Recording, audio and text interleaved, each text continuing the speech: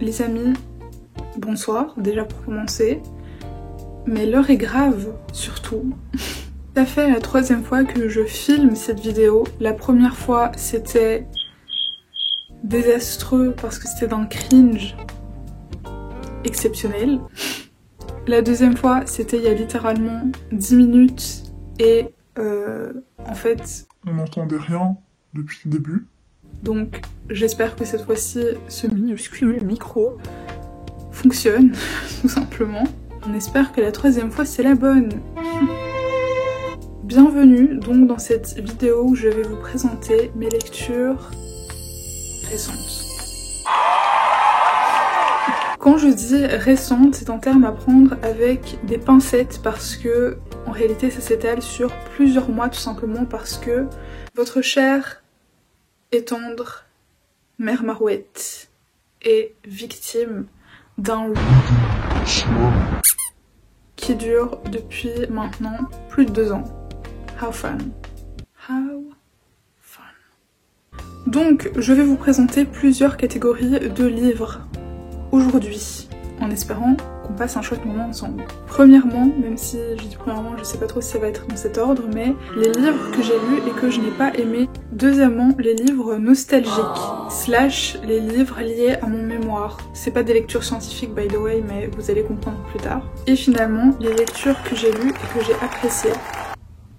Voilà. Ok, commençons avec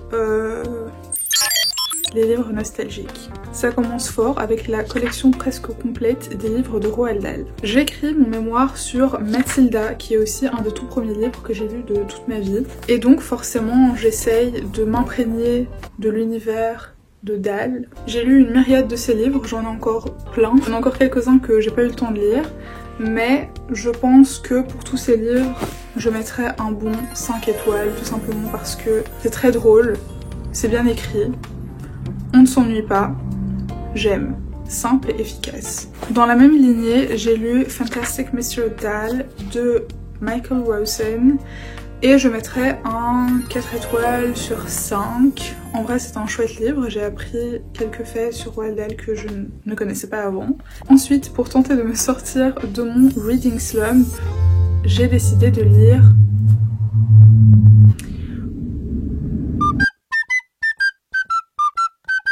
Pour tenter de me sortir de mon reading slump, je me suis dit que j'allais lire des livres nostalgiques, des livres qui m'apportaient du bonheur et de la joie, et donc les petits Nicolas.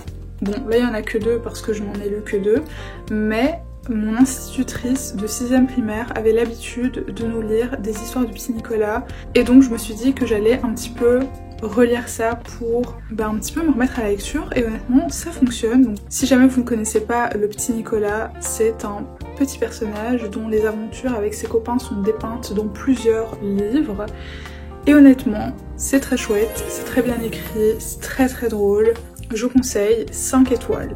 Toujours dans la même lignée des livres un peu nostalgiques, et là du coup on passe dans la catégorie livres que j'ai lus et que j'ai appréciés. Paroles de Jacques Prévert. Nostalgie parce que on avait analysé certains de ses poèmes en classe, et donc je me suis dit que j'avais un petit peu envie de me remémorer cette époque et de lire l'entièreté de l'œuvre. Je pense que je mettrais un 3 étoiles et demi parce que honnêtement il y a des idées d'une autre époque là-dedans, et aussi parce que j'ai pas apprécié tous les poèmes, mais c'était une lecture bien agréable que je vous conseille si jamais vous avez envie de lire de la poésie. Ensuite, Dead Poets Society. Je vous le conseille à 1000%, c'est un 4 étoiles et demi pour moi. La philosophie et le fond de ce livre est tout simplement exceptionnel et extraordinaire. J'ai cru que ce livre allait me sortir de mon reading slump. Quand je l'ai terminé, j'avais envie de lire tous les livres du monde. Bon, après ça n'a pas fonctionné, MDR, spoiler alert. Mais j'ai beaucoup aimé, vraiment beaucoup aimé. Donc je vous le conseille, si jamais vous n'avez pas lu le livre, lisez-le. Si jamais vous n'avez pas vu le film, parce qu'il y a un film aussi, d'ailleurs la couverture est tirée de ce film, je vous le conseille vivement également. Ensuite, comme toutes les années, je lis les sorties littéraires d'Amélie Nothomb, et donc cette année c'était Psychopompe.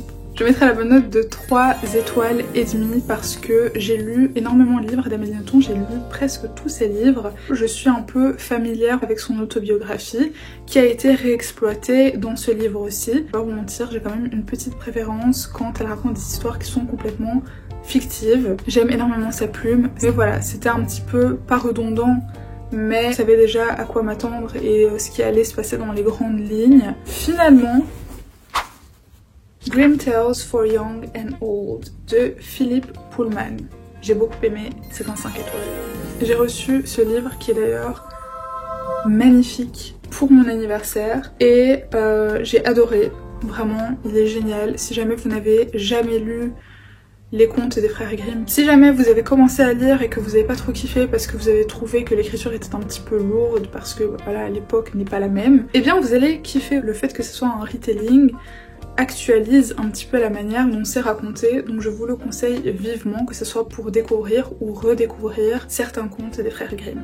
Et on passe enfin à la pile des livres que je n'ai pas aimés. Je commence en faisant un petit disclaimer et en disant que je ne mettrai pas de notes à ces livres-là, tout simplement parce que je ne les ai pas terminés et donc je ne peux pas les juger dans leur entièreté. Je commence avec Notes on a Nervous Planet de Matt Haig. C'est un livre que je me suis dit que j'allais lire parce que l'année dernière j'ai lu The Midnight Library que j'ai adoré, d'ailleurs je vous le recommande à 1000%. Matt Haig a une super jolie écriture et c'est aussi une écriture qui est très légère et très facile à lire, donc je me suis dit pour sortir de mon reading slump c'était parfait. Et bien en fait c'était pas une si bonne idée que ça parce que c'est un genre d'essai sur pourquoi on vit tous sur une planète peuplée de personnes très anxieuses. Étant une personne anxieuse, c'était pas le meilleur choix pour sortir d'un reading slump. Par contre, je pense que c'est un livre que je pourrais lire quand je serai dans un autre headspace et qu'il me plairait bien. Si jamais vous l'avez lu, n'hésitez pas à me dire ce que vous en avez pensé. Ensuite, un livre que j'ai vu partout, un livre qui est adoré par beaucoup de personnes et que j'ai pas trop aimé parce que c'était un petit peu dans le même mood, dans le sens où ça m'a un petit peu donné de l'anxiété comme le livre précédent, et aussi parce que, je sais pas, le style me donnait pas envie de continuer à lire. Je suis désolée, je n'avais plus de stockage MDR, je ne sais plus ce que j'étais en train de raconter. Bref. Ce livre que j'ai absolument pas terminé parce qu'il me donnait low-key un petit peu d'anxiété et que je trouvais, je sais pas, que l'écriture allait pas vraiment me sortir de mon reading slump. Donc voilà, j'ai pas trop kiffé, j'ai pas trop apprécié. Et finalement, un livre qui a été adulé par les foules, que j'ai vu 6 millions de personnes recommander, en lequel j'avais placé un espoir énorme. Ça m'arrive très rarement d'arrêter de lire un livre et de me dire que je le reprendrai plus parce que j'aime pas. Mais c'est le cas pour ce livre, Changer l'eau des fleurs de Valérie Perrin. Quand je vous dis que j'ai vu tellement de personnes dire j'ai pleuré tellement c'était émouvant, c'est incroyable. Mais je pense que le problème c'est pas tellement le livre, il est pas mauvais à ce point-là, c'est juste que j'avais une idée tellement énormissime de ce livre que quand je l'ai lu, j'ai été déçue. Je ne le recommanderais pas tellement. J'ai trouvé ça un peu simplet. Voilà, mes chers amis, nous sommes arrivés à la fin de cette vidéo. J'espère qu'on a passé un bon moment ensemble. J'espère que j'ai pu vous faire découvrir un ou deux titres. N'hésitez pas vous aussi à me faire découvrir des livres que vous avez aimé lire, des recommandations que vous avez.